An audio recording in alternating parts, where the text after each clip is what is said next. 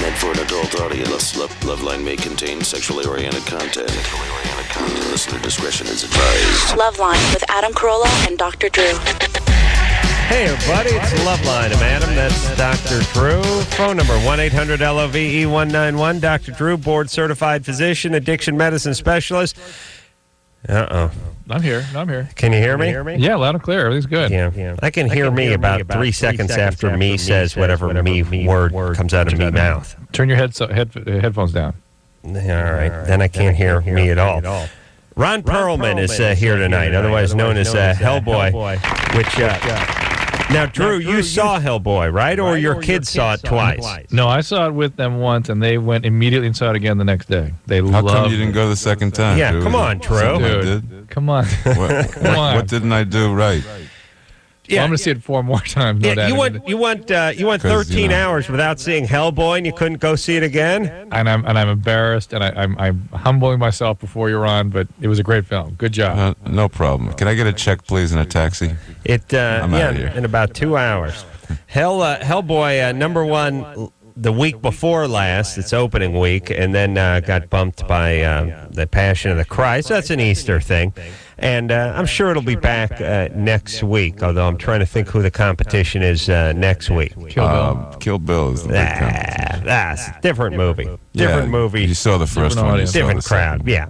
Yeah, and I was watching. Now, I've not seen Hellboy yet, but I have. I do watch Siskel, Ebert, and Roper, and gave it quite a nice review. For guys that are a little stingy with the thumbs. Ebert did. I really missed Siskel during that review? During that review, yeah. They both liked it. It's just Roper's a little snobby. He got a little curmudgeonly. Yeah, well, I think he feels like it's better television if he disagrees. Well, here's the reality. It was a tour de force for Ron. Seriously. I mean, seriously. On camera the entire time. Amazing scenes, amazing stunts. And my kids have got to have your autograph, by the way, now that I've kissed your ass. We brought you some signed lithographs. God bless and then when we found out that you weren't here, we just gave them to the rest of your staff. Yep. And we promptly sold them on eBay. Yeah. And they went for a couple $3. I'm certain they did. Well, that's... Ka-ching. Drew, you're in Muncie right now? Yeah. Muncie, Indiana, Muncie... Oh, no, that's Gary. What are you doing in Muncie, Indiana? Speaking at Ball State. You know what Ball State is famous for? A note? David Letterman. Oh, really? That was his school, yeah. They get Letterman over there? No, that was his school. I see. I thought they just watch it sometimes. He teaches there? What is he? He went to school here. He still has a show, doesn't he? All right. Yeah. And Drew, you want to know what the LA Valley College is famous for? Want to take a guess? No. Adam Carolla went to L.A. Valley College. Yeah. Thank you, Anderson. Yeah. Well, now that we're dropping names. Yeah. Where'd you go, Ron? I went to, in kindergarten, I was at PS 173. Wow. Which is on 173rd Street, curiously enough, in Upper Manhattan. Wow. Then way over PS 115 for what we lovingly refer to as junior high. Is PS public school? PS is public school. Yeah, I like. We were so poor we couldn't afford the entire moniker. We had to just use the initials. And now junior high for you was 7th, 8th, and 9th, right? That's right. Except not 8th because I was in SP. Speaking of initials, which meant special progress, which meant no 8th grade. So I went straight from 7 to 9. Yeah, and then it was kind of like my uncle got 7 to 9 also, but he didn't do it. But then special progress meant you were smarter than your classmates? Well, yeah, but that's simply because I had a pulse. Right. They told Adam he's making special progress. The standards weren't particularly high back then, Special progress. You see, this is the problem with these everything being a sort of euphemism these days. Is if Ron just said, "Well, in the 8th grade, I was involved with special progress," I'd say, "Oh, okay, buddy, but you landed on your feet." you know what I mean? It's like this is the problem when we turn everything that's sort of handicap into oh no, he's gifted or he's special or he's this or he's that. He's handy capable. He's challenged. It's great, except for once in a while someone actually is in a gifted program. And special progress sounds to me like you're wearing a hockey helmet and using those kind of weird, those canes that go on your forearms, Drew, those polio canes? Yes. That's what I'm picturing. I'm picturing a hockey helmet and the forearm polio canes. Maybe a stroke cane, which I argue is not a cane, Drew. They came in real handy in the Special Progress program. And then what college did you go off to? Wait, I didn't get to high school yet. Okay, go to high school, would you? I ended in 9th grade, and by golly, I'm going to finish this life story if it takes me all night. All right. Hold all my calls, by the way, because this could take a while. I went to George Washington High School, which is had no sports program because a couple of guys died. Not from the sports program, but they just were hedging their bets. It was a tough school. I'll tell you how tough the school was. One time somebody said, "Hey, how far is the subway from here?" And another guy said, "I don't know. Nobody's ever made it before." Well, come on, where's the high? I'll tell you how tough this school was. There's no rim shot on Where's radio, the rim shot, Anderson? I tell you how tough this. There you go. You better get ready for another one. This school was so tough. On the menu, broken leg of lamb. But yeah. Anyways. Yeah, one more. High school. Oh, yeah. Then I went, wait. I went to college. I went to Lehman College in the Bronx. I actually was admitted to Hunter College in the Bronx, but they decided to separate from Hunter College downtown, so it became Herbert H. Lehman, named after that great progressive alcoholic governor. And then I went to during Herbert H. Lehman, I acquired $4,672 worth of parking tickets. Oh, really? So I started looking for brochures for grad school in remote places, and I finally found. Did you really get $4,000 worth of parking tickets? 672. Yeah, 4,006.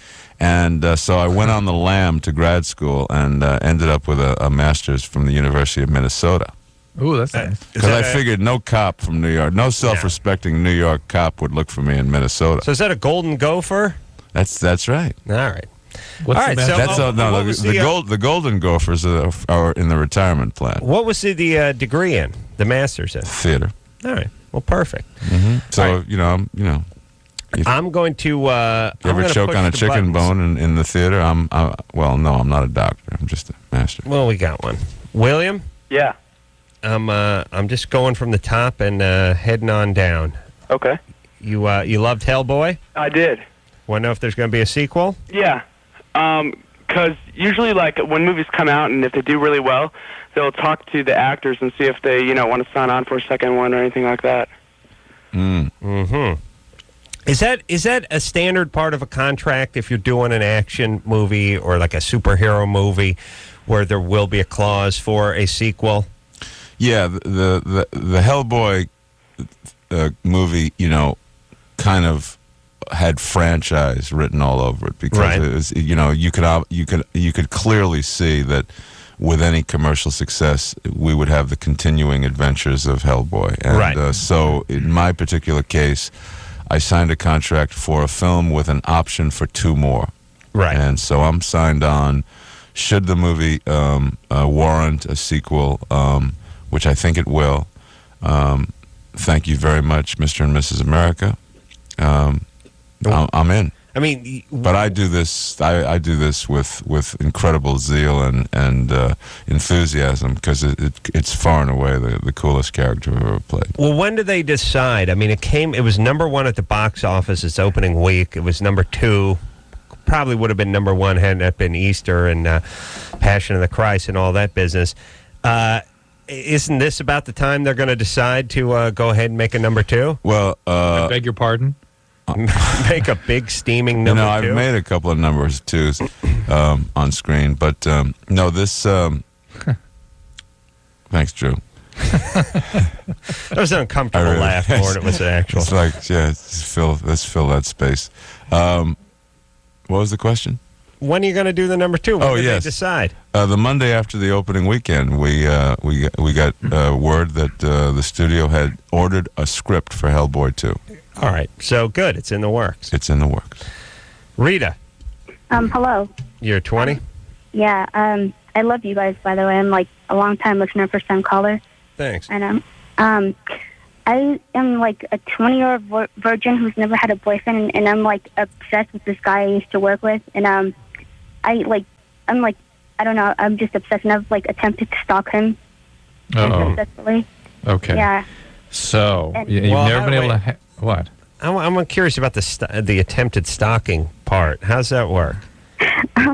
I've, like, I sort of know his first name and his last name because I used to work with him, and, like, I went on Google and, like, found his phone number and address, and I've been pranking his house a couple of times, and I drove up to his house, and a couple of days ago I found out that was the wrong person, and so I was talking to the wrong person. Yeah. But this is stuff that Adam, you did when you were 14, right? Yeah. Well, but actually, I do it for a living now with Crank Yankers, Tuesday nights, Comedy Central, by the way. But the question is, why can't she have relationships? Why there's no possibility of intimacy, and why this obsessional quality to things? Are you a trauma survivor? No.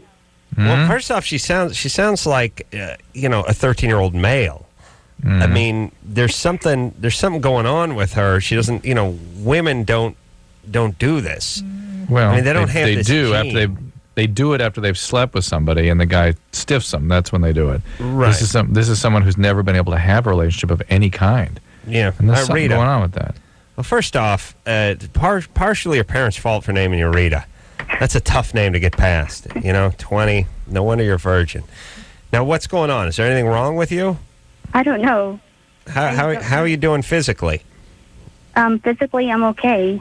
But you got to help us, Rita. Why could you never have a relationship? Were you raised in a very strict environment where you could never get out?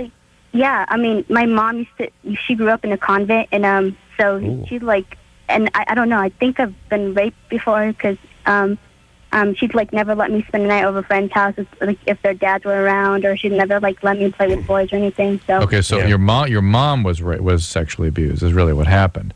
And that's why she went to the convent, and that's why she was so fearful of you about being around men. And that trauma gets transmitted to you. Now, of course, a woman that has been sexually abused will kind of find another abuser like that to bring around, and maybe you were abused again. So Rita's a very serious set of circumstances here. Have you ever thought about how about a little therapy? Yeah. Yeah. Okay. Thank you. All right. Couldn't hurt, right? What do? Do you work? No, I was going to college, but then my parents were very adamant about me dropping out so that we could move and I could like switch to a different college. So now I'm like sort of doing nothing. You're 20, Rita. It's time for you to take control of your life. Really, you've got to do that. It's time. That's right. And look, the whole virgin part thing. You don't have AIDS. You never had herpes. You don't have crabs. You don't have all the. Yeah, you say you listen to our show. You know why it's a good idea to be a virgin. Yeah, you dodged a bullet. You just take it from here. But she won't be able to do it without treatment, though. All right. How about a little therapy? Okay. All right. Hey, but good times, though, right? Good time. Okay. All right. Just enjoy yourself. You got TiVo? Do you have TiVo? No. Get that TiVo. Do yourself a favor. All your problems will melt away. Go see Hellboy. Go see Hellboy. And then when it comes out on Showtime or HBO, you can TiVo it. DVD. Well, you buy the DVD. No, you go see it in the theater and you buy the DVD, but then you TiVo. You know what I'm saying? Because you can fast forward through the parts that Ron's not in. And I know that's There's not no very parts. much. That's like 4 minutes. There's that little beginning part where you got to get through the credits and stuff like that. Here's what I do with the TiVo. I spend so much time fast forwarding and then going past what I wanted to stop and then going back and then trying to fast forward again and not timing it right that it would have been faster just to leave it alone. Yes. I would actually get to it. But there's some satisfaction in blasting past the point you wanted to get to and then stopping and going back too far. So it's good. And it's nice with the old lady, too, because it makes for great arguments. I like, women, they got that TiVo. They act like you can't stop it. Like you're watching Sopranos. You're trying to get through the beginning. HBO's running all their Deadwood promos and stuff. And you're like, okay. And you start getting into the thing. They scream, stop, stop. Like you're not watching it, like you can't go back, like you're not going to be able to do it. The women really actually, you know what I mean? Yeah. I don't think guys don't do that. Guys understand, well, he's going to hit stop in just a second. He'll hit the pause and he'll go back. They don't scream at the person who's holding the TiVo. Right. Yes, Drew? Yes, Adam. Yes, Ron? You lost me on that last turn. I will repeat it. Okay. No. He's with you. He's with you. All right, he's with me. All right. Brad? Yeah. You're hard during. How old is Brad? Yeah, Brad is 19. All right. Girlfriend pressed too hard during a hand job? Pretty much. Now your penis hurts? Not my penis, my nut, basically. Uh-huh. Adam, we should read these before we take them. Yeah, all right. I'm just going in order, buddy. I understand. That's not a good plan. All right. All right, so Brad, like any other body part, it can be traumatized. You actually need surgery sometimes. Well, I don't know. She grabbed your nuts? She was giving me a hand job, basically. And, sometimes they rub the area around your penis, and she rubbed a little too hard. Hold on, I'm writing this down. So am I, actually. Hand job. Finally got my attention. So you're saying a hand job is not a mop handle up your rectum. You're saying it's something else? Yeah, actually. All right, so you're saying they put their hand on your penis. Believe it or not, that's exactly what happened. Okay. How did you get her to do that? Was it a couple of cocktails and a movie or something? Dinner? Brad. I don't understand why your nutsack hurts if it was about the grip on your junk. She must have a very large hand. Let me explain myself here, Adam.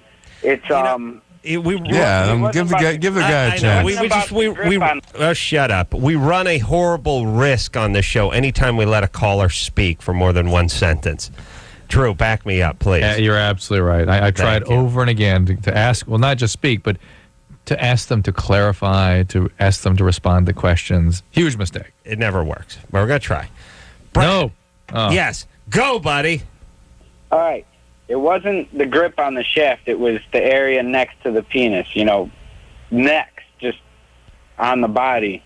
Now it's totally clear, Adam. Why didn't we say this? I see. Complete clarity. The part next to the penis is where the damage was. Well, then you must have been either lying on your side if it was next to, or wait a minute. There's a centrifugal force issue here that I don't get the visual on this. This guy paints a picture. I mean, it's like Hemingway. Like yeah. What is the area next to the penis? That's everywhere.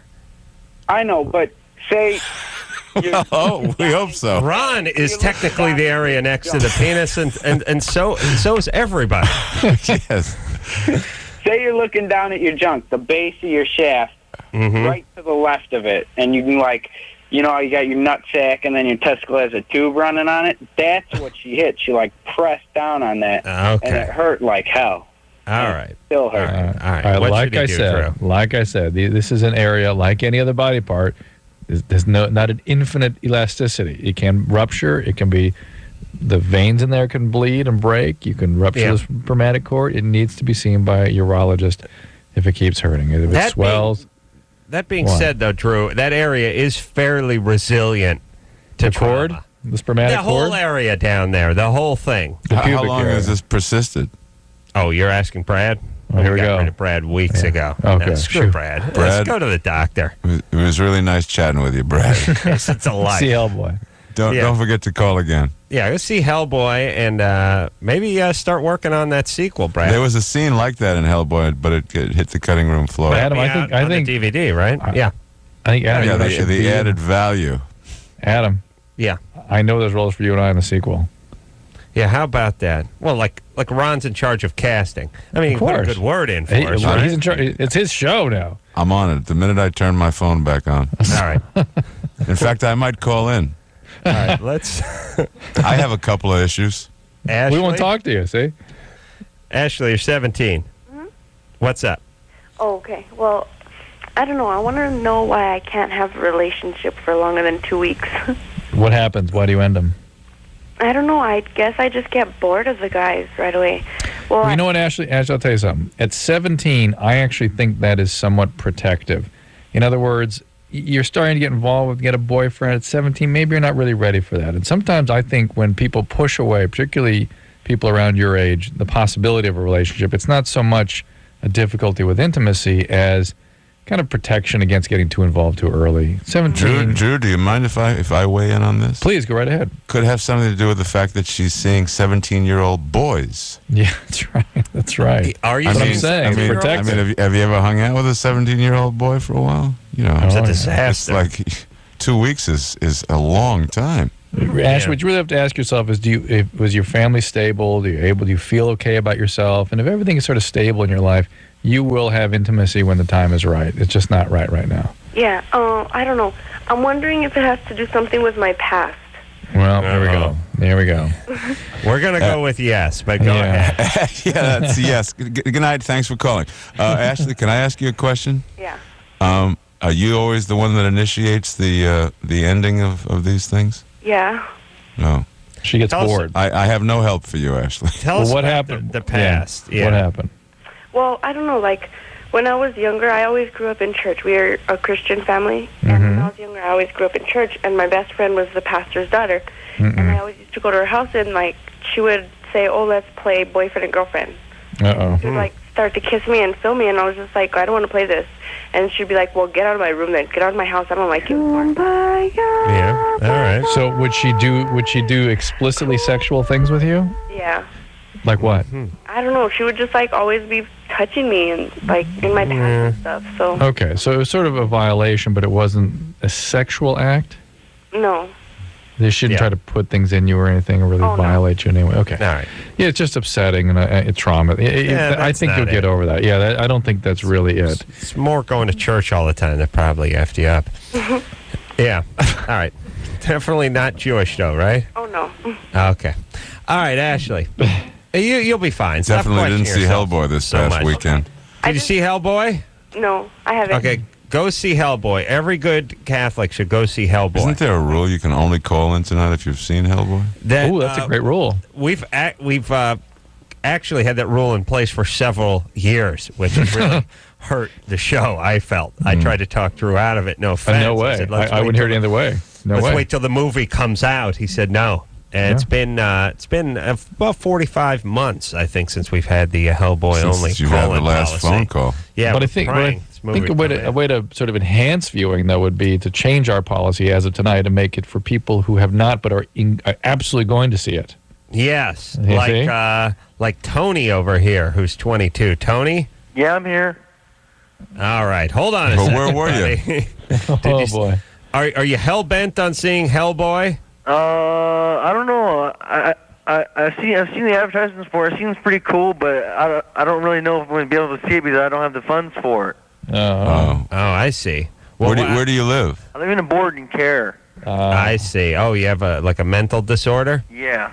Yeah. Well, all right. Tony. Yeah. Okay. And maybe but you can always see a matinee. Yeah, that's possible. Because that's about half price. Yeah. Okay, hold on a second there, buddy. Yeah. All right. What do you have, by the way, that puts you in the board and care? Oh, paranoid schizophrenia. You're insane. Okay, that's all right. We'll straighten that out, all right? Okay. All right, hang on, buddy. You'll cure that. That'll take just a moment. Yeah, I can do it over the phone. Yeah. Ron Pearlman is here tonight. He's Hellboy, everybody, and from the looks of it, he's going to be Hell guy and Hell dad and Hell grandpa. I mean, this is going to keep going, right? Yeah, hell guy in a walker. Yeah, he's going to be fighting with fecal matter by the time they get to number 5. Till the last dog dies. Colostomy fights. All right, Drew, you stay over there. Drew's in Muncie, Indiana, doing. I'd ask him what he was doing, but I really don't care. All right. Okay, fair enough. Thank you. We'll take a quick break. We'll be right back. 1-800-LOVE-191. We'll be right back.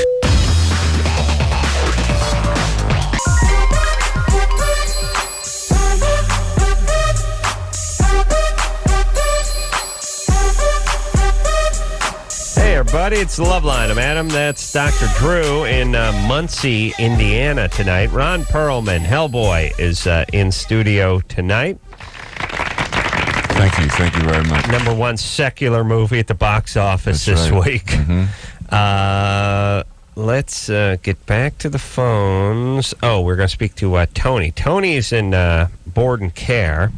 Tony? Yeah, I'm here. All right. You're 22. You're paranoid? Yeah, I'm paranoid schizophrenic. All right. And how's the board and care treating you? It's treating me okay. The food here is kind of lousy. I don't really like it that much, and I just tend to wander off and do my own little things and get myself into trouble by getting involved with older women and getting into fights and doing drugs and all. He goes on with. All right. Whoa. Hold on there, Tony. Can't use that language in there. But it sounds like everything's going great. It sounds like made some inroads there, some progress. Making friends, influencing people. Yeah, Tony, you hate to, I don't want to pile on the mentally disabled, but Tony seems like he could be doing better. Well, the question is he taking his medication? That's really the question here. Yeah, I'm here. Tony, listen. What? All right, I'm going to hang up on you, okay? Why? Because well, your Tony, attitude, wait. you're aggressive. Well, Tony can't, listen, Tony's got an illness. He can't help that aggressiveness. Are you taking your medications? Yes, I take my medication. What do you want? I'm on Depakote. I'm on Klonopin, Trazodone, and Seroquel. You're not on any antipsychotic medicines, though. I guess not. You're Seroquel, I guess, a little bit. Yeah, I'm Seroquel. All right, knows more than you do, Drew. Tony, you can't use profanity on the air, all right? Okay, I'm sorry. All right. Takes a big man to admit when he's wrong, Tony. All right, so you're on the medications, you're living in the board and care, and you're getting into trouble. Why are you getting into trouble? I don't know, because I just sort of spaz out whenever I smoked crack cocaine. I just sort of started going off and started thinking strange things. And all right, that's a really hard combination. Schizophrenia plus drug addiction, plus crack. That is a tough combo. Are you addicted to crack cocaine, Tony? Yes, I am. Tony, why don't you get in the program? Go to some CA meetings, get a sponsor. I go to a program called New Beginnings. It's on Tuesdays, Thursdays, and Saturdays, and they don't really do much for me over there, and it just kind of bugs me. I try going to NA meetings in my area, and I try going to one of the NA meetings, and it wasn't there. And then the address is skipped, and so on and so forth, and I couldn't find no help that way. But I'm not. See, I used to do a lot of screwing around with my medication. Hey, Tony. What? See what you're going to sound like if you screw around with that medication. Hey, I don't understand. If you're in a board and care environment, how is it that you go find the crack cocaine? Because it's just up the street, and it's just easy to get, you know. Oh, okay. All right. It's kind of expensive, isn't it? Yeah. Where do you get the money for it? Oh, my friend has a credit card, so he just lets me use his credit card, and he just runs up a bill. He smokes it too, so it's just like he just like whatever with it. So I don't really care as long as I get high. That's all that matters to me. All right. How do you buy crack with a credit card? Huh? Yeah. Well, you can't. Yeah, I'm sure they do something with the credit card other than give it to the dealer, because they don't take American Express. ATM, he said. Okay, so Tony.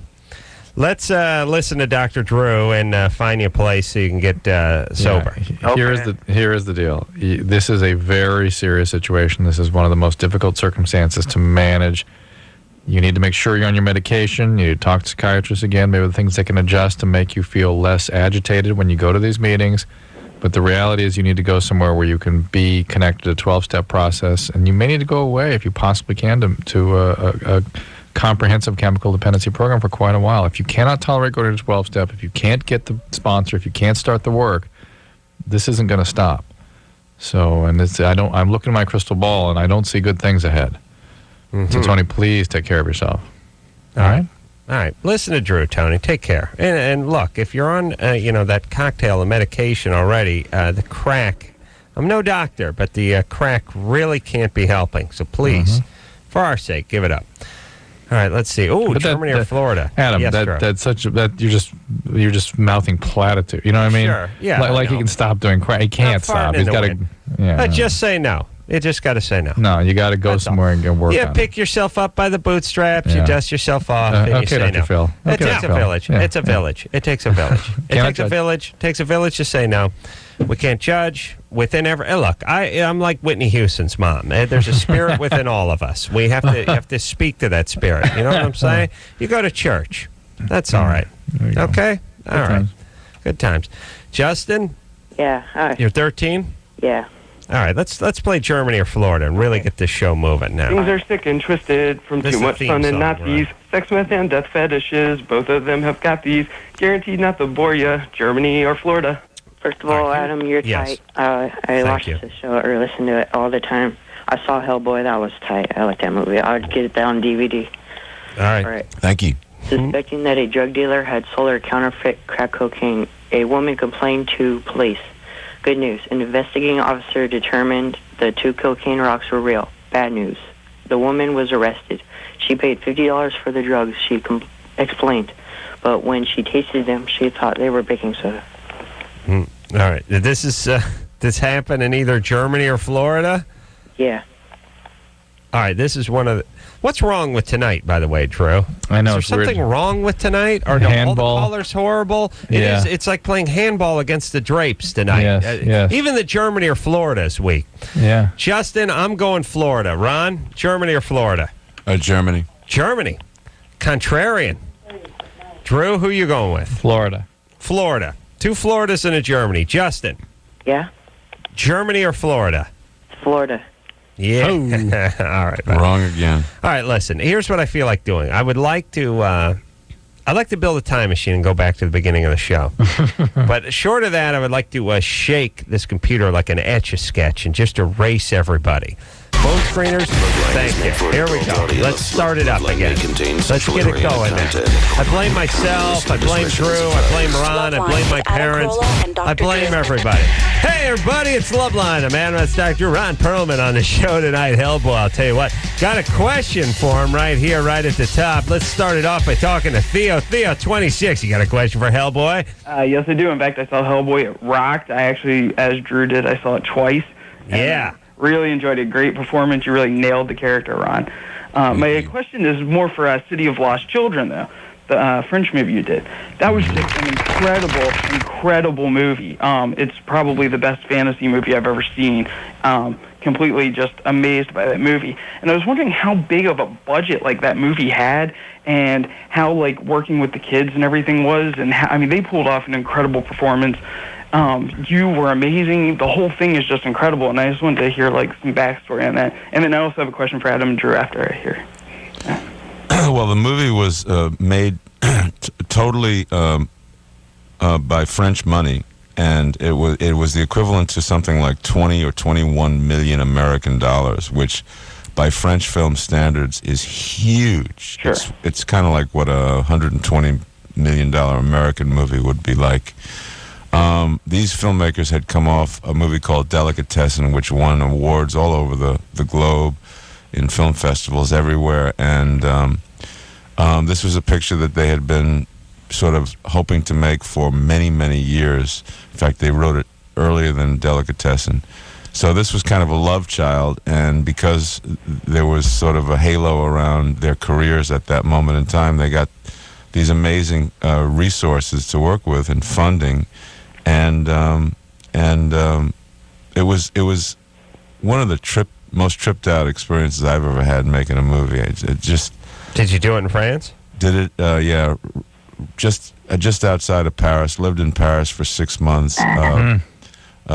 Jean-Pierre Jeunet and Marc Caro at the time were working as partners, as co-directors. Two different sides of the same coin. Very intense, very serious, and whacked out imaginations. And it was kind of like a state of grace, the 6 months I worked on that. It was. I appreciate all of your kind words on it. Is it out on DVD now? Yeah, it's been out on DVD. It did not do well commercially here or in France, for that matter. It was kind of a bust. But the people who love that movie really like. Is it Troy? Theo. Theo. Yes. Like yourself, really, really love it. And I thought it was the most incredible thing. It still stands. It's just one of the most amazing movies I've ever seen ever. It rocks. Wow. All right. Well, go out and get it. Well, I already own the DVD. I already have it. Is it subtitled? Yes, it is. Makes it much easier as I know no French. I spoke French in it. You did? Yeah. Did. Oh, Drew, speak French to Ron. Ron, do you speak French, or No, you just... I just phonetically? Phonetically. Wow. Didn't say much in them. It's a kind of a movie where I'm on screen almost the entire film, and they put all my dialogue on a half-typed page. Wow. I spoke very rarely. It was kind of like a gentle giant kind of character. That's very like nonverbal. Drew with this radio show. He sits here for 2 hours. He doesn't say a goddamn word. Kind of like all of us tonight. Powerful. Yeah, that's you, Drew. Powerful. Or maybe it's that you don't know you're here.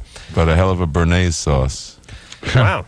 Wow. So, it's interesting. Well, it wasn't that much dialogue. And it's interesting that I guess you just put a script down and you memorize it. You can do it just like you're doing any other script. Well, I sing in Italian and languages I don't understand all the time. I'd love to hear that. Let's hear it, Drew. No, Anderson can play it. All right. Do you not understand it? Yeah, it's many times. When I sing in German, I have no idea what I'm saying. Right. Maybe it's just like kill the Jews and you're offending people. No?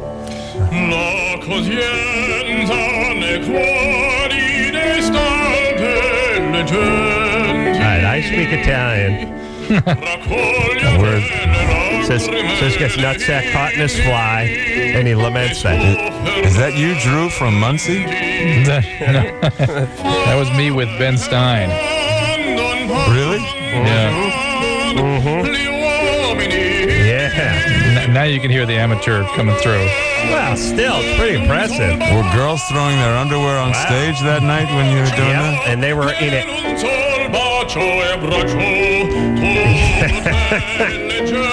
Drew, seriously, what is your character doing on this? You covered that note beautifully, Drew. In the hizzy. Getting tired. You covered, it was some nice coverage on that last It's from Andrea Chenier. It's a military guy getting ready to go to battle and sort of music. You could tell. Yeah. You could tell. You could tell he wanted to get shot. There was a lot of regalia just pouring out of that rendition. Now, Theo had another question. Theo to follow screw on. Theo. Oh, No, come on, Theo. Let's stay with the winner. I'm gonna. Theo's a winner. I think he is too. That's what I was going to say. He's the kid that sings the theme song. I think you turned our luck around, Theo. Germany or Florida theme song. The song you love the hate or hate the love, however you want to look at it. It's you. Yeah, it's me. I see. That's why I wanted to talk to him. All right, so my second question, I know it's a long shot, but I've been listening to you guys for years. You're like my cool long-lost uncles or something, and I admire you a bunch. And Adam, you've helped me with all my writing and the development of my whole comedy voice and everything. Oh, sure. I heard it in your theme song. Well, recently, sick and twisted from too much sun and Nazis, sex with and death fetishes. Both of them have nappies. I've molded a Guaranteed genius. nothing for you, Germany or Florida. All right, so. So recently I acquired a free round-trip air ticket. All right, you want to come out and see us? I want to be a guest for just those 2 hours. I promise not to bother you in your normal life. I want to be a guest on the show once. It would make my year. He can come on and sing the Germany or Florida song. You can come on and you can watch the show. You can get me a coffee if you promise not to shoot a snot rocket into it. I'll bring all the wine and smoked almonds I have to. And you can sing the Germany or Florida theme song live. All right, it would be worth the trip. All right. Now, we'll put you on hold. All right. All right. That doesn't necessarily mean anything. Usually when we put people on hold, they just get hung up on 5 minutes later. Brian hangs up on them. But, yes. Uh-oh. He's gone already. No. I swear to God. Oh, all right, hear me. Hey, listen, if anyone within the sound of my voice, take care of Theo. We'll bring him out here. He can sing the song live and give me a warm-up on my coffee. All right, Ron Pearlman is here tonight from Hellboy. We'll take a quick break. Drew's in Muncie, Indiana. I feel like we got the show kick-started now. Yeah, we're better. Theo brought us around. We had a little trouble. We had a little hitch in our giddy-up out of the gate, but what we did is we found our stride. Mm-hmm. All right. Yeah. We'll be right back after this. Thank you for calling LoveLine. Your call will be answered in the order it seems interesting. Call LoveLine. Call 1-800-LOVE-191. Hey, everybody. It's LoveLine. I'm Adam. That's Dr. Drew in Muncie, Indiana. Ron Pearlman is here tonight. Hey. He is Hellboy. How long was it in makeup? It was a 4-hour transition. 4 hours. Yeah, whenever I hear those stories about 3, 4, 5 hours in makeup and everyone, we had to hit the makeup chair about 5:30 a.m. every morning and be ready to go by 9 a.m. I can't believe that you're in a chair having those prosthetics put on for 4 hours. Well, there's a whole lot tougher ways of making a living. I don't know. I don't know. Hey, what do you do? Can you sleep while they're applying them? I never really wanted to. The Hellboy trailer was a pretty cool place to hang. It was about 6 or 8 guys on any given day, and great music, lots of gossip. It was lively. It was a party-like atmosphere. And you were just sitting there, though, having all this stuff applied for 4 hours, right? A couple of cocktails every once in a while, Because Sure. you want to be loose when you're Hellboy. Sure. Yeah. And, it was just big fun. Where'd you shoot it? We were in Prague, in Czech Republic. Really? Mm-hmm. Why? For 7 months. I think financial is the primary reason you go to Eastern Europe to make movies. You save a ton on... They estimated we saved $10 million on just the sets, with the cost of building the sets. The sets are... Well, Drew, you've seen the film. Oh, so they're elaborate. Elaborate. I'll speak to you here. Yeah. Well, he could have seen it twice, but he wussed out the second time. See, I'm hardcore. Right. When you didn't see it at all. I didn't see it at all, you but really if I meant did. it. No, but if I saw it, I'd see it 3 or 4 times. Exactly. Not like this Drew, Mr. You probably Mr. would. One Guy. But it's you get a lot of bang for your buck out there, and and unfortunately, it's a part of the realities of big time filmmaking, and money becomes of paramount importance, and try to save as much as you can. So those are incredibly elaborate sets. Unbelievable.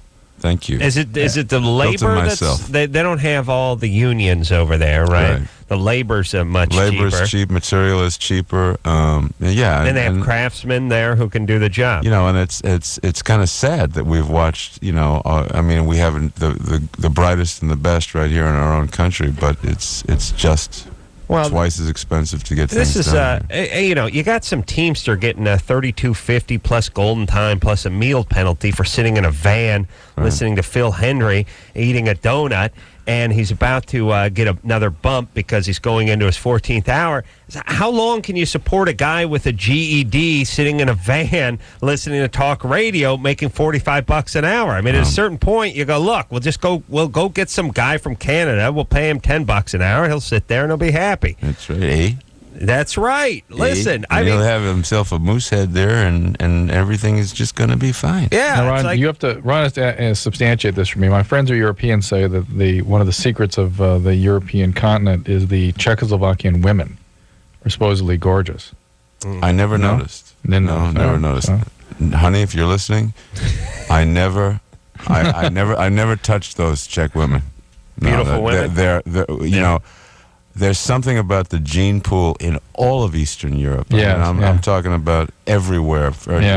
Russian women are unbelievable and really interesting gene pool, statuesque and just strikingly beautiful. That's all. That same Yugoslavian, Czech, and Poland and Russia is all the same, basically same gene pool. And Hungary and Czech Republic is no different. Let's focus on the ugly parts of the world. Who's the ugliest, Drew? Come on, buddy. You got the hot part. Who's in between? You say America, Canada? Pacoima. Hey, let's get outside. Do we have any callers from Pacoima out there? I could find one. Ukaipa, yeah. What do you think is the most sort of in between aesthetically country? Is Canada?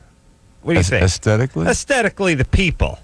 You mean, are you talking England? Prowess? Yeah, physically. England. You say England. UK, UK. England's about the middle. UK. Yeah. All right. That's all right. Obviously, bad dental plan. Let's speak to Heather, who's diminutive. Heather? Yeah. You're 15? Yes. You're 5 foot tall? Yep. What's your nationality? Well, I'm kind of a blonde, so what do you mean by that? Okay. You have a hair? Well, there you go. I didn't ask what color your hair was. She's blonde. That's all you got to know. You have a heritage?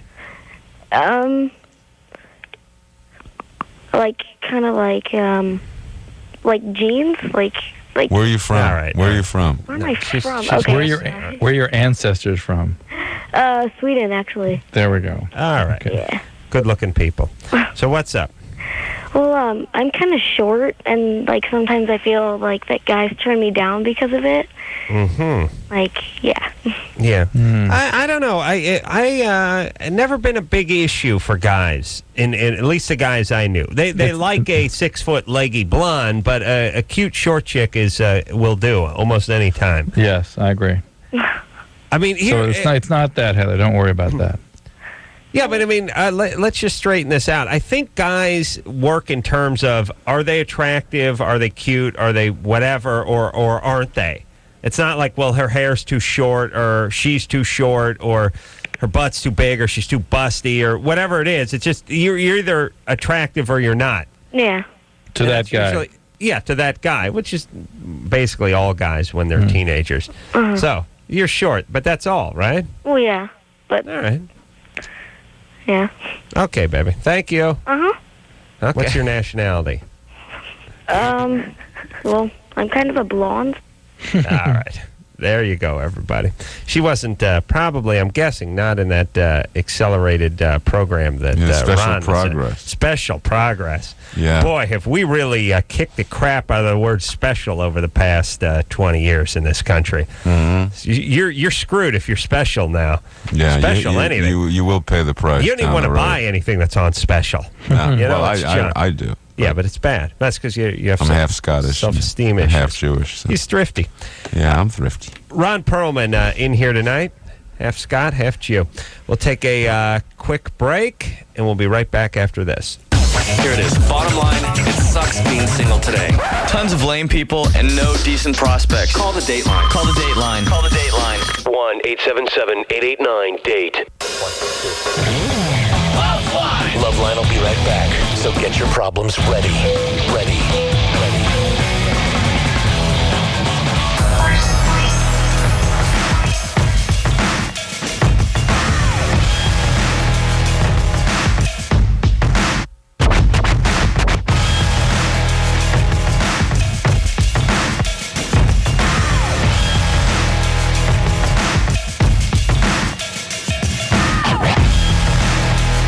Hey, everybody, it's LoveLine. I'm Adam. That's Dr. Drew. Phone number 1-800-LOVE-191. Ron Pearlman is here tonight, otherwise known as Hellboy. Thank you. Dr. Drew is in Muncie, Indiana. What's the time difference? 2 hours? 2 hours. I kind of feel like I'm in Prague. Okay. Yeah. What are you doing? Who do you talk to during the break, Drew? Because we're having a bang-up time here. Yeah, we're talking about over private old times. school. Yeah. Drew, you'd love this conversation. We're having a conversation about school. You have kids, Brian? I have too, yeah. I have a son who's about to start high school. Yeah, out here? Out in L.A.? Out in L.A. Out here in Muncie, yeah. Yeah. He shovels snow. He's going to go to a really good school.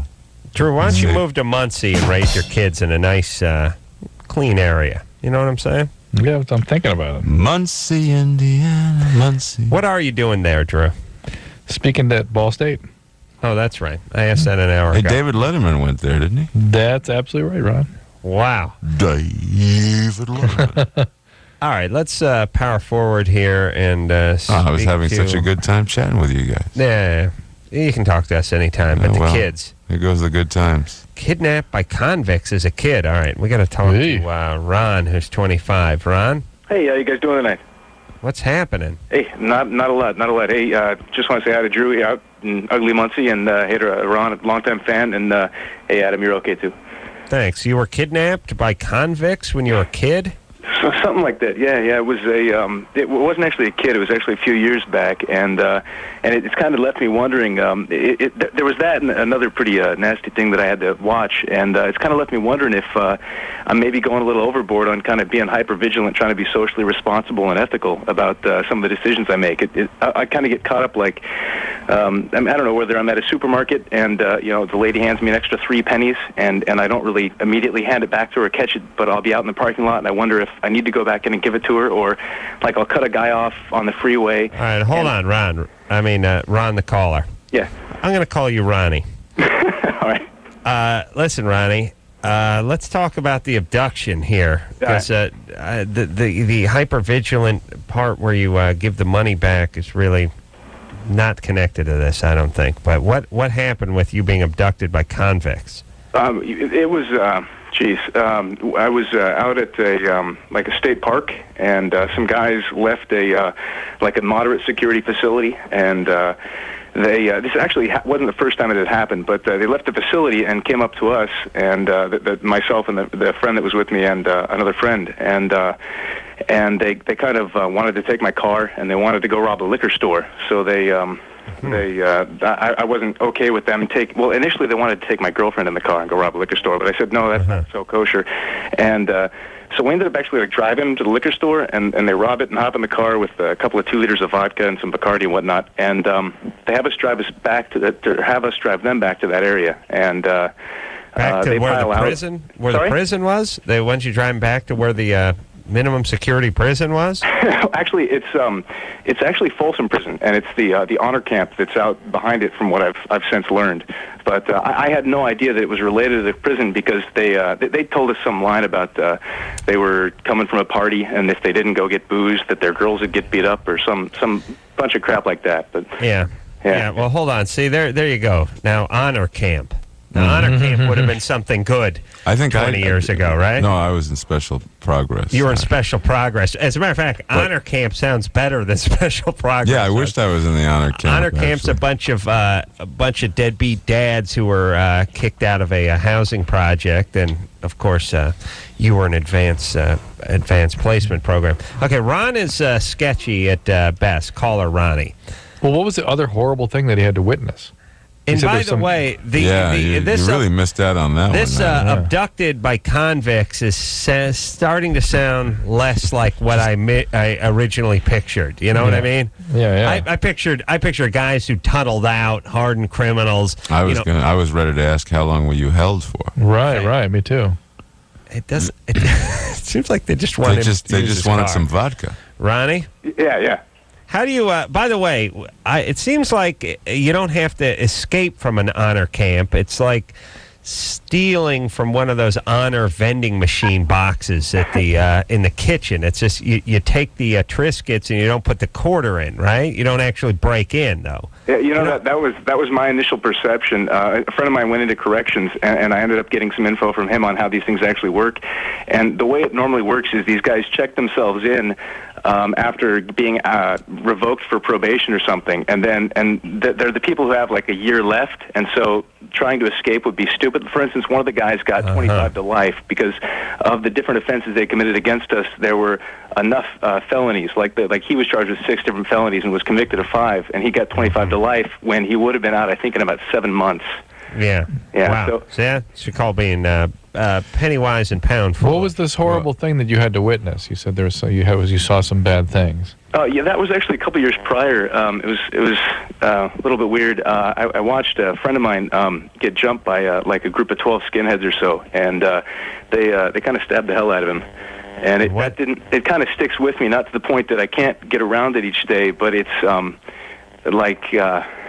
I don't know, like it wasn't like, the fight, I've seen people fight. That's not such a hardcore thing, but it was he's laying on the ground. They all take off. They're like locusts, they swarm in and attack, and then they disappear. And so I bend over, I take out my sweater, and I'm pushing it against him, and he's kind of opening up, and that it's kind of stuck with me. And did he die? He did okay. I think he lost a whole bunch of intestine and maybe half of a lung, but he's doing pretty well for himself now. But wow. All right. But yeah, all bad things to see. But still, these things happen when you're an adult. Yeah. And usually when this kind of stuff happens when you're adult, your brain is already sort of the cement in your brain is already dried. You can't life can't pick up a stick and put its initials in it as easily. You can get a post-traumatic stress reaction, but it doesn't affect your character structure. Well, right. And I think that's kind of what I wanted to comment on, Drew. If you could give me some input on it, the PTSD angle, I'm not as concerned about that being there. I mean, I'm kind of willing to just agree that it's there. But like you say, if your character and your personality are not, vapid and defunct at an early age, you're going to be okay, maybe hopefully later. Yeah. But I think it's sort of pushing me to tend to be just really excessively moralist, excessively ethical, and hypervigilant in that area. And it's getting to where it's. I mean, all right, I'm getting rid of him. He's giving me a headache. I think he's going off the wrong direction with this whole thing. Yeah. You being excessively ethical. Well, the hypervigilance is PTSD, but the fact that the vigilance is around virtue, you could have a worse vigilance. You know what I'm saying? Yeah. Why is he complaining? It's like saying I'm damned because I have to jog 5 miles every day and do 100 push-ups and eat right. Yeah. I have a cursed life. Okay, Ron has issues. I can tell that by his cadence and his tone, and Ron should get some therapy, and Ron should stop trying to worry about what incident caused his situation and focus more on solving his situation. And Adam should stop talking about Ron and get on to the next caller. Thank you. An asshole. Well, are you saying I need therapy? No. That's Ronnie. The screen says kidnapped by convicts as a kid. Yeah. You know what I mean? Yeah. Let me tell you what this show is like. It's like when you look in the back of those comic books as a kid and you say, giant robot commands, your every command is, your wish is his command, $4. And you think, well, on one hand, how could this be? On the other hand, you think, count me in. This is going to be great. And then 2 weeks later, a package comes, and it's basically a visqueen drop cloth with a balloon on it and some fishing string. And you think, yes, life is horrible. That's what this show is like. I see kidnapped by convicts. I think, yes, this is going to be great. And then we get Ron. Simon? Howdy. You're 26? Yes, I am, sir. And What's happening? Thanks. Ask Ron a question. Ron. All right. Ron, you are one of my all-time favorite actors. Thank you. I haven't seen Hellboy yet, but directed by the guy that did Blade 2, which I think is one of my favorite comic book adaptations. City of Lost Children, one of my favorite movies, and I'm an aspiring filmmaker, and I was just wondering, because you've worked in the industry so long, any advice for someone who is more into fantasy or surrealism but wants to get into big-budget filmmaking someday? I just think you make whatever you can with whatever resources you can muster. If it's a digital camera that you got for $600, or whatever it is you can do, you just commit it to film and keep honing it in until you get something that you like, and then show it to as many people as you can, and it'll snowball. It really will. Cool. Well, I'm hoping to do music videos for a few years. Kind of get some notice and some work up. And do you think Well, you got to understand what there are because you're saying, you want to be a filmmaker and you want to work in horror and then you're going to do music videos. Is that just to pay the rent? Because there's ways to pay the rent, and then there's things that you do out of passion that you would just do for free. So it's passion, man. I'm a graduate from film school. I'm hoping to go to AFI someday. Years from now, my long-term plan. Some of my favorite directors worked in music video before they did film, and I know. Who cares? Anderson's bitter because he's been going to film school since Busby Berkeley's been. Sure, finally I get somebody give me some love, and they cut him off now. No, he's here. He's here. No, you're an incredible actor, man. And, thank you very much. Thank you. And really, like Rodgers and Hammerstein once said, you'll never have a dream come true until you have a dream. Yeah, that's good. All right, he's. I think. And by the way, I'm just looking through Ron's body of work here. Like 90. Well, TV, voiceover, movies, theatrical releases. That kind of, it just keeps going and going and going. Drew, you should. My wife likes shoes, so I can't ever stop working. I mean, it just keeps. I mean, it's bizarre. It's 5 pages of literally 80-something credits. Everything that Jeremy Piven wasn't in. He makes Jeremy Piven look like a flash in the pan. Yeah. Wow. Yeah. I mean, here's how you know. That's because I'm taking everything that Jeremy turned down. Here's how you know Ron works a lot. There's like 8 things before you get to Hellboy. Wow. Meaning we're going in order. He's got a whole bunch of stuff that has not even come out yet, and then Hellboy's well down on the list. Well, now a lot of that is just totally misprint. If it's IMDb, they put stuff on there that never has happened, never will happen. And it's mystifying to me. But there's obviously a lot of gay porn here from the 70s. Yeah, but that doesn't make me a bad person. No. Listen, I don't judge. Yeah, you got. No, that's a whole different radio talking show. Yeah, caller thing. ID. Can we get Troy back on the phone? Theo. Yeah. Theo is good. I'm going to get rid of this Carrie over here, who's 20, who's been on hold for 80 minutes. Carrie. Yes. You got a boyfriend you got a question about the viscosity of your boyfriend's semen? Yes, I do. Mm-hmm. What percentage of women know what viscosity means? Well, I'm experienced like that. All right. Anyways, how do you spell viscosity? This is a serious question. All right, it's chunky, yes? It is. Is it always chunky? It is every single time, and I've never seen it before. That is, however, normal. You're 20, huh? Yes, I am. Mm-hmm. All right, it's normal. Really? Yep. Okay, that's enough. Okay.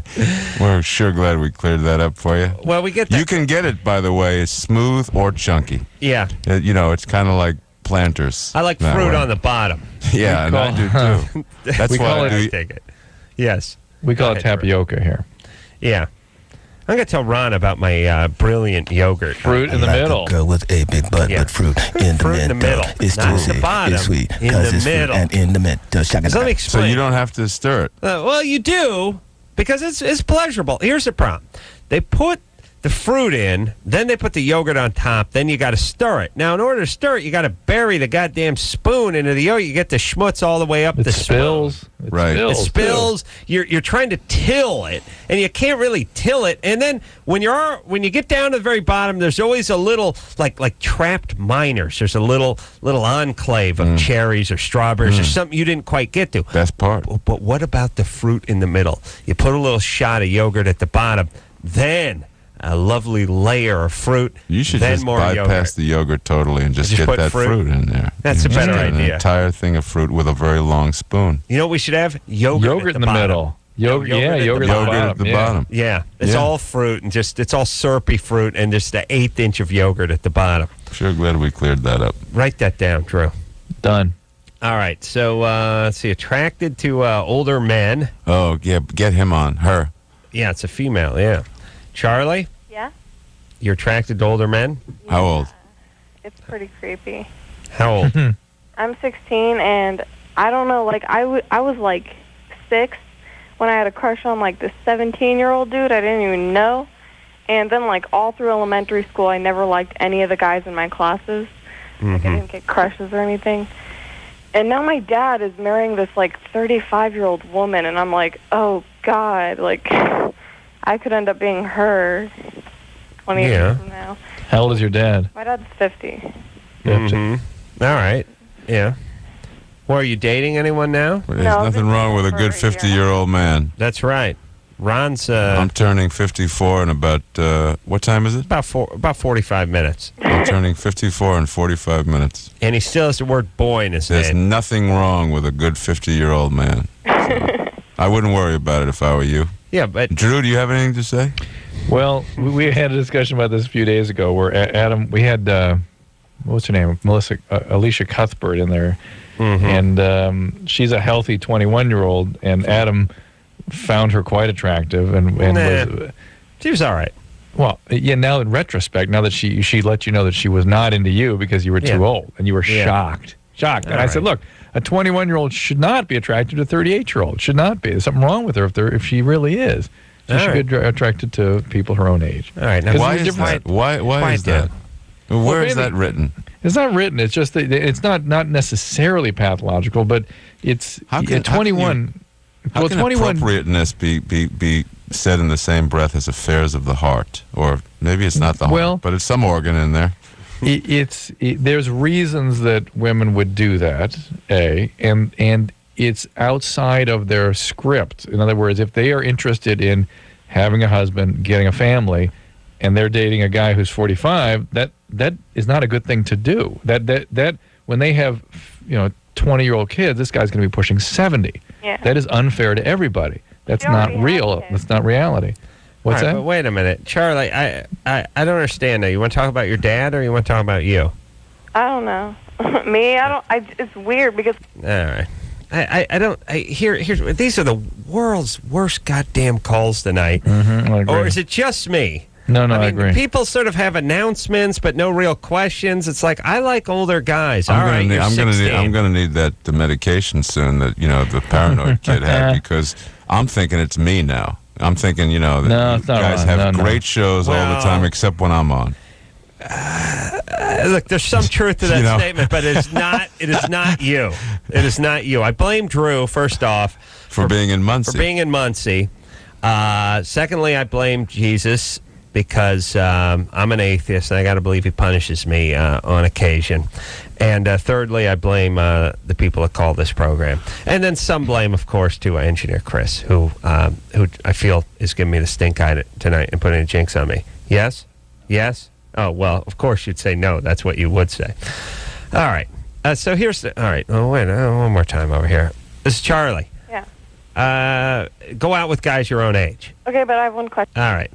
Let's have the question. What? What's your question? Both my grandpas died when I was really, really young, and I was very close to both of them. Could that have something to do with it?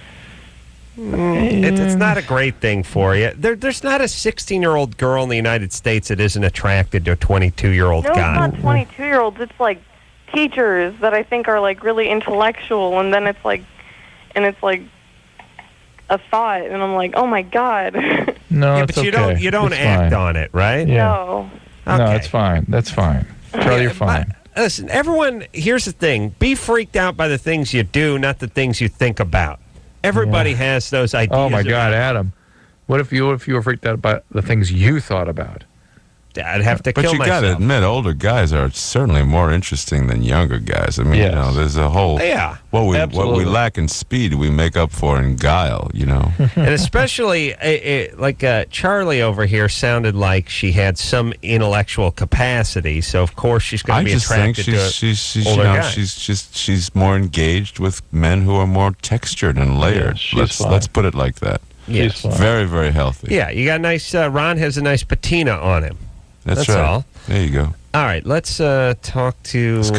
It's because I use fluoride. Megan from Santa Cruz, who's 18. Megan? Yes. You cannot orgasm through sex. No, I never have. But you can? Yeah, through? Yes, I can do it myself or oral, but I've never had an orgasm during sex.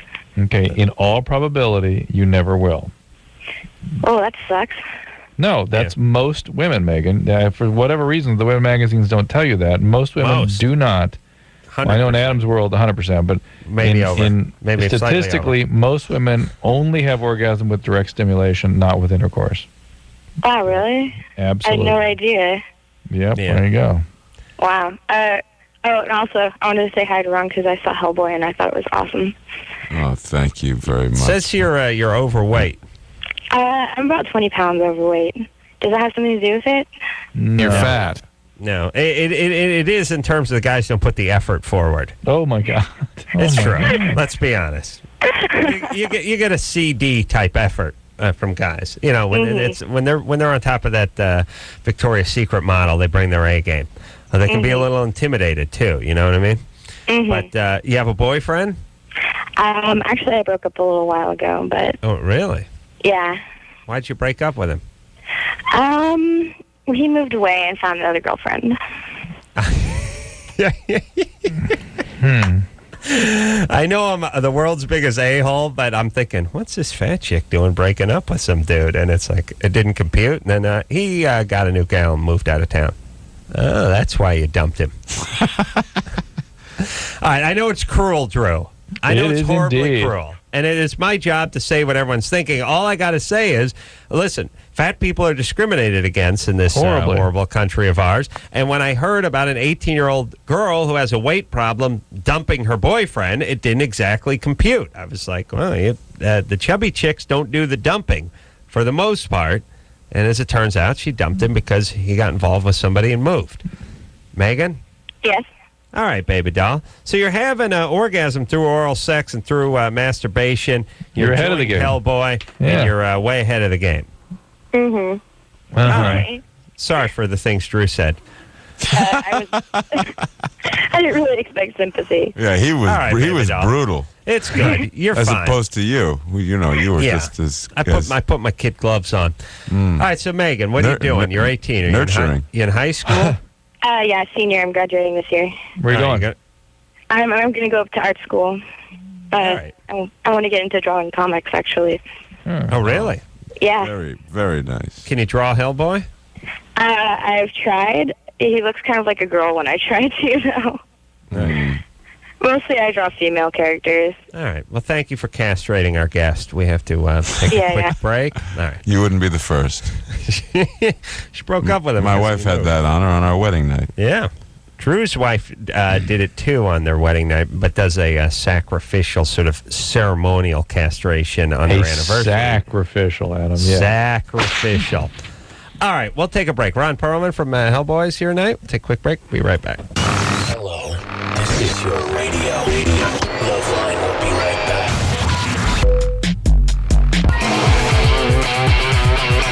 Hey, everybody, it's LoveLine. I'm Adam. That's Dr. Drew. Ron Pearlman is here tonight. He is Hellboy. Thank you. Number one at the box office week before last. Then Jesus gave it a bump, but they'll be back next week. It was one of those Easter things. And, the Passion of the Christ, like $360 million or something the thing has made. I've not seen it. I don't normally see, subtitled movies, especially, if they don't have nudity. So, to me, and it's religious, so it's, it's a bust all the way around. But also, it seems too violent, too graphic. I don't mind a little Hellboy violence, it's fantasy. I don't like the actual there's no human blood in Hellboy. Really? No human blood. He fights monsters. He's a monster who fights other monsters, so it's all sort of green goo and slime and stuff. And, yeah. No human blood. Nobody hanging on a cross. No, nothing disturbing at all. Let's, I got some good calls lined up. The guy with the swords in his hands, though, cuts people up pretty. You don't see it. You don't see it. I forgot about him. All right. It's very violent. don't take your kids. Melissa? Yes. You're 23? Mm-hmm. What's your question? Well, I'm having problems in my relationship. I'm having big-time trust issues. Mm-hmm. And I don't know how to fix it. I don't know how to make me trust my boyfriend better. How old is she? She's 23. He's 23, too. Has he ever done anything to lead you to believe he shouldn't be trusted? No, and that's the problem. I've had, I was married before and had, major trust issues with him. He did cheat on me, and he cheated on me all the time. Now, why would you pick a cheater?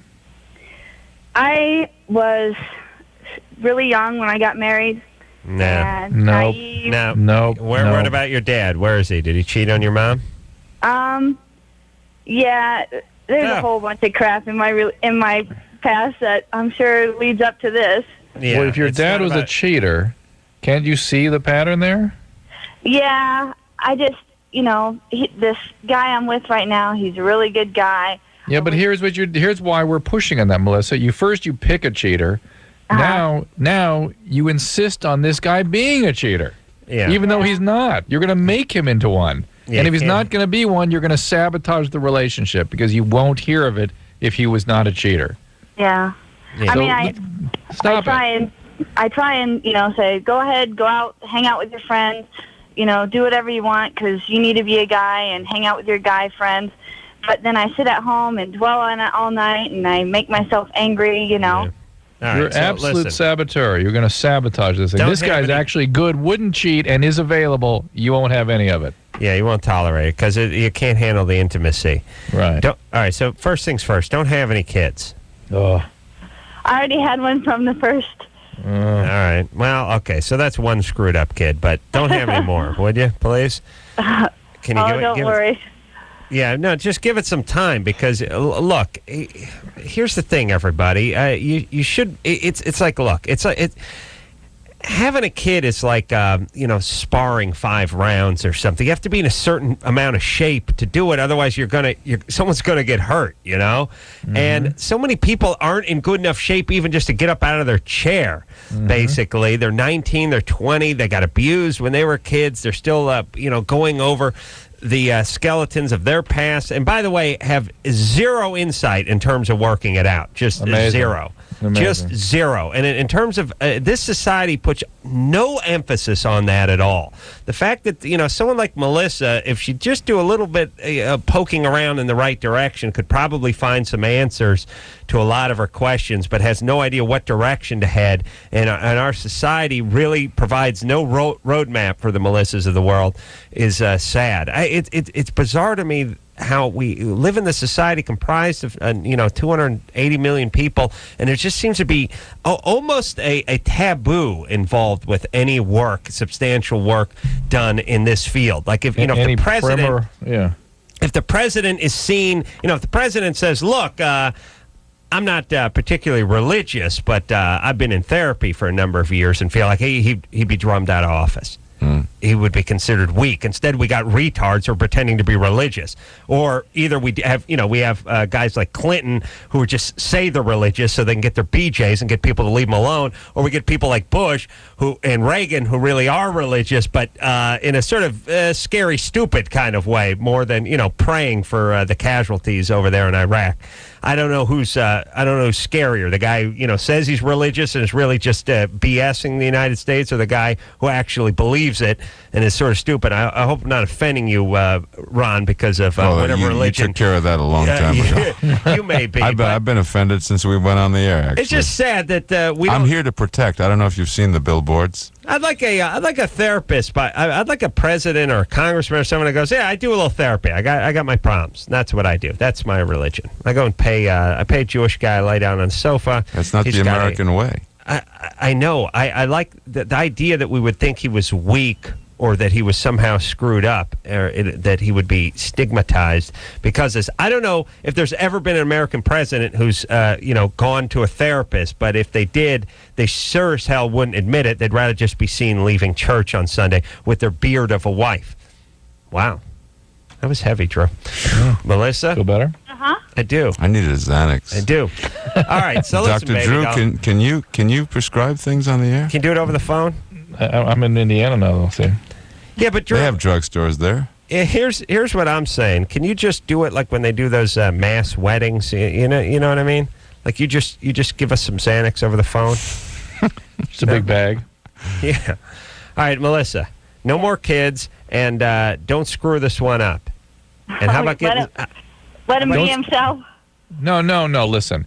Just get some therapy. Stop worrying about this guy cheating. Realize you need him to cheat, and that you won't stay with him if he doesn't cheat. And drop all that crap. Stop it. Have a relationship. Okay. All right. It's not funny. Hey, listen, stupid. Why don't you do something? Why don't you read a book or listen to some classical music or something? Okay, I'll do that. All right, come on. You got a kid now. You got to be better. Yeah, I know.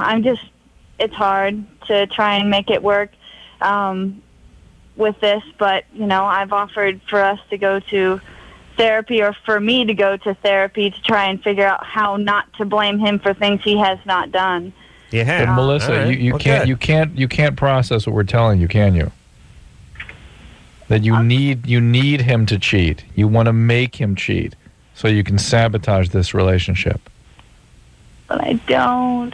How do I fix it? How do I not? Well, go do the therapy. Go do the therapy. Go do it. That's right. How about that? All right. Do they have therapists in Arizona? Yes. All right. Well, go see one. I imagine like a sort of George O'Keeffe sort of desert scene in the therapist's office. But no humidity. Yeah. Big potted cactus and like a terracotta-colored sofa. Guy comes walking in wearing shorts and flip-flops. Very mellow, though. Yeah, I don't know. Something about Arizona doesn't seem right for therapy, Drew. Doesn't have to go to Boston or New York or maybe L.A. even? Arizona's good. Really? Yeah. Some of the best that programs. Turquoise-colored carpet and there's some great programs in Arizona. The Meadows is in Arizona. Sierra Tucson is in Arizona. All right. All right. Katie? Hello? You're 21? Hi. Oh, my God. Thank you so much for taking my call. Thanks for calling. Sorry if I stutter. I'm really nervous right now. I have a question for Dr. Drew, but first, can I say something to Ron? Eating disorder.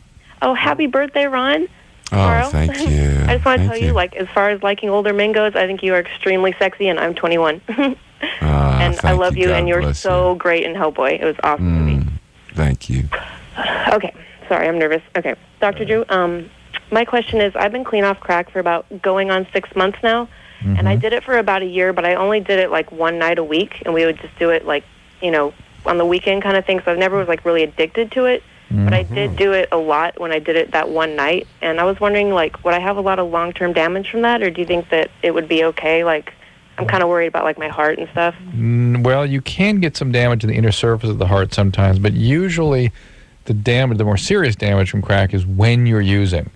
In other words, if you've survived the use without having a stroke, without having a heart attack, without having renal failure, you're usually fine.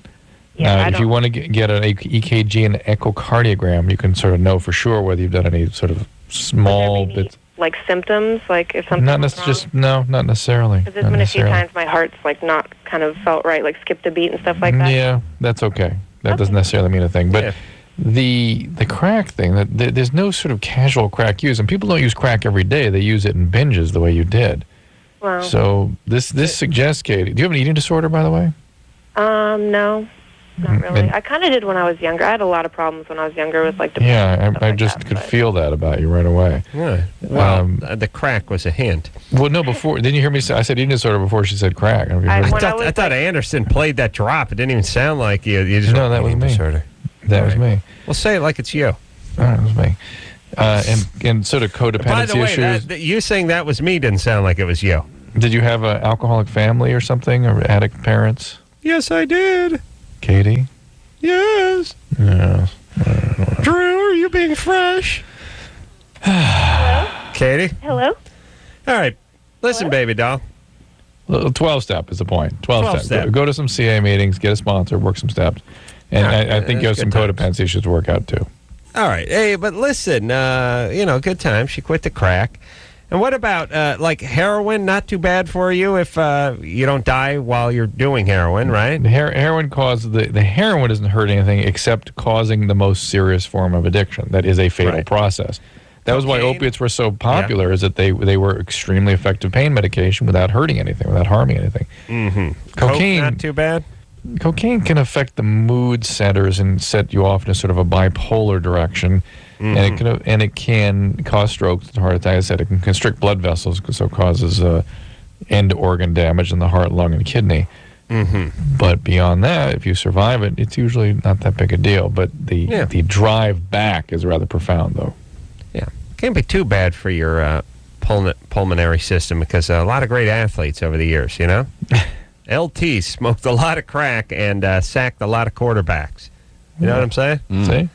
Yeah, I know. They always do that thing where it's like, hey, just, crack's a first-rate killer. The guy, arguably the best linebacker in professional football, smoked mountains of crack. And then everyone does that, well, imagine how great he could have been if he was the most dominating player on that side of the ball in NFL history. So I'd say that's pretty good, right? Being the greatest linebacker of all time?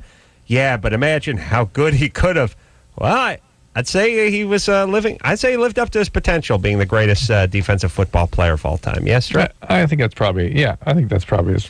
But imagine, like, what do you mean imagine? What was he supposed to do? Was he supposed to be a perennial all-star and cure cancer? Like, what else was he supposed to do? Something other than football? Are they still talking about football? Are they talking about, a life of opera or poetry? I don't say doing drugs is good, but it doesn't slow your body down as much as they lead you to believe. Some drugs, some of these guys. Yeah, some of them. Yeah. All right, we got to take a little break over here. Ron, you don't do any drugs, do you? None. That's my boy. I have a cocktail every once in a while. There's nothing wrong with a smart cocktail, especially after a long radio program. I like to unwind with one myself. When we come back, we'll speak. Are you hitting on Ron? Eric. Adam? Well, we go out, we grab a mint julep. Do we have to go on a break? Because I got a question I'd like to ask Dr. Go Drew. ahead. I have I'm sure that this is a strange point of view, but so many of our artists have grappled with with usage problems. Whatever their poison happens to be, it's kind of irrelevant. But I mean, Van Gogh, and he had his thing. Most recently, the guy who's just been sort of dragged through the slime is this Robert Downey, and they keep trying to say, you got to clean up your act and stuff. Richard Pryor, when it seems as though when these guys stop abusing themselves, they totally lose their edge as artists. All right, well, hold on a second, Drew. Yeah. This is a good question to formulate an exciting and provocative answer. You'll be disappointed. I know, but we're going to take a break, and we'll come back and we'll talk about that, because it is something that's come up from time to time, and it is sort of hard to argue with it. So you can... well, it's hard to argue. It's not hard to argue that it's not hard to argue that a guy should get off heroin or crack if he's doing heroin or crack.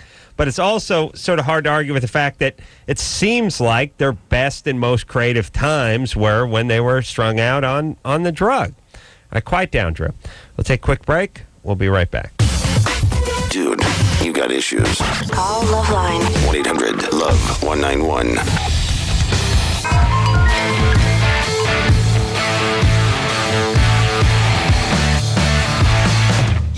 Hey, everybody, it's LoveLine. I'm Adam. That's Dr. Drew in Muncie, Indiana. It is 2 hours time difference, but it's 1978 also in Muncie. So it's actually 2 a.m. and the year's 1978. Go ahead. I was strangely thinking about that as I was sitting in the hotel with the sort of plastic shower doors and formed showers and thinking, my God, you're right. And the rest of the country still is in the 70s. Yeah, that's all right. And parts of Europe. Yeah. Well, let me answer Pearlman, Ron's question. Yes, and answer Ron's question. And let's just quickly restate Ron's question, which is, what about these artists such as Robert Downey Jr.? What about getting off drugs? And how does that affect them? While we're on the subject... Ron's question was, weren't they... Wait a minute. What? I don't know what we're listening to, but I think it's got something to do with... what the hell was that? I have no idea what that has nothing to do with me. All right. What? We didn't hear it. Really scary, though. I heard it. What was it? I don't know, but just go ahead. It was Hellboy. Go ahead. They finally showed a clip on radio. That the question is, were they somehow more creative or more productive when they were using? And Ron, the first thing you have to remember is that addiction is a progressive disease, okay? And once it progresses to the point it needs treatment, it means it is in full bloom and they can't function any longer. They now are losing relationships and work, and they're having health problems. So to try to function while continuing to use, impossible, right? Mm-hmm. So there's one thing. Once they get to the point they need treatment, it's because they can't function anymore. It's not good, and it will continue to get worse from there. That is in the biology of the condition. But Ron is saying the man has intervened and forced treatment. No, so the question becomes, were they more productive before they were in full bloom? And I have treated many addicts, actors and actresses, and even more musicians, and they all have this very pathological fear that somehow their careers will be at an end, they won't be able to be creative any longer. And of the many hundreds of these people I've treated, not one has that been borne out. Not one. They all feel much better afterwards. They feel that they're more productive. They get more done. They're better than they were. Well, what about the singing detective? What about it? People thought that was a great performance. Ron did not enjoy that movie. Oh, well, there you go. There was no Charlie Chaplin. That's all I'm saying. I think comics get unfunnier when they, I don't know. I think there's also a little, chicken and egg kind of thing here. Like, what came first?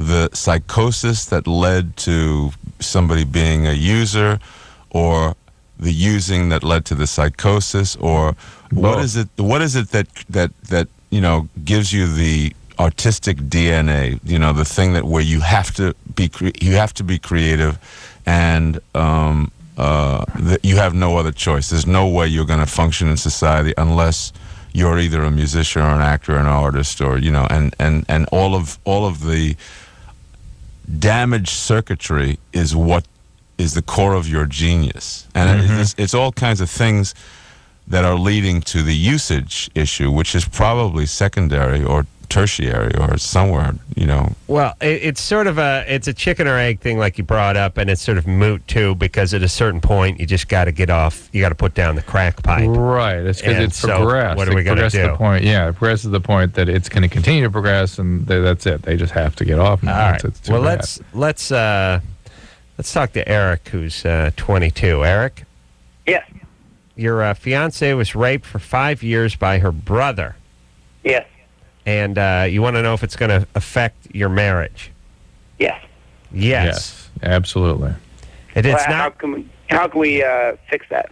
Therapy. She needs a treatment. Somebody or who's... as Ron would suggest, you pick up a crack pipe and simply write poetry all day while smoking crack. But we live in the real world, Ron, and we say therapy. Was that Ron the caller or Ron the guest? That was Ron the caller. Okay, because Ron the guest is in the studio with me. Because I've never. And he's gonna, Hey, Eric, has she gotten therapy? No, she doesn't really believe that paying someone to listen is going to help that much. All right. Well, good luck, brother. Yeah. Eric, how long have you known her? We've been dating for about 2 months, and I've known her for about 3. Okay. Oh now, boy, she's your fiance already. Yeah. Listen to me. Now, her brother, her biological brother. No, it was her adopted brother. She's adopted. Her brother was adopted. Yeah. Okay. Started getting raped at 5. Okay. Her being adopted is a nightmare in and of itself. How old was she when she was adopted? Just days old. Oh, okay. Well, that's better than being dropped off at 2. Okay. Eric, you're not going to listen to me. I can tell by your echoing her friend being paid to listen to you sort of BS that you refer to therapy as. So you will embark in your own hellish ride with this. Now, this is going to be a lot. This is going to be a big one. You can listen to us now, though. And here's the thing, Eric. You're not a smart guy. That's fine. All you got to be is smart enough to listen to us. You don't have to be smart enough to come up with your own ideas. Just smart enough not to dismiss our ideas, all right? Okay. Now, okay, here's the deal. A, don't get married. Slow down. There's no rush. Yes. You're Only been 22. 3 months. Yeah. What is she, 21, 22? Yeah, about that. Okay, give it a few years. Do not be in any hurry. I swear to Christ, this will bite you in the ass. And meanwhile, she needs a boatload of therapy before you even begin to do anything. So do not get married. For Christ's sake, don't have any kids, and get her some therapy. And please. By the way, you can answer your own question if you just take more time to get to know her and find out, the degree of how this affected her, which you will find out only in time. We will take a break. We'll be right back. Okay, so I know there's nothing wrong with me. So what's up? So I was like you, and I used to think that these Datelines were totally cheesy. Why can't I meet anybody? But I tried everything else and thought, what the hell? So I called the Dateline and actually met a cool guy. I called the Dateline and I hooked up with some cool people. Believe it or not, other normal people are out there looking too. 877-889-DATE. 1-800-LOVE-191. We'll be right back.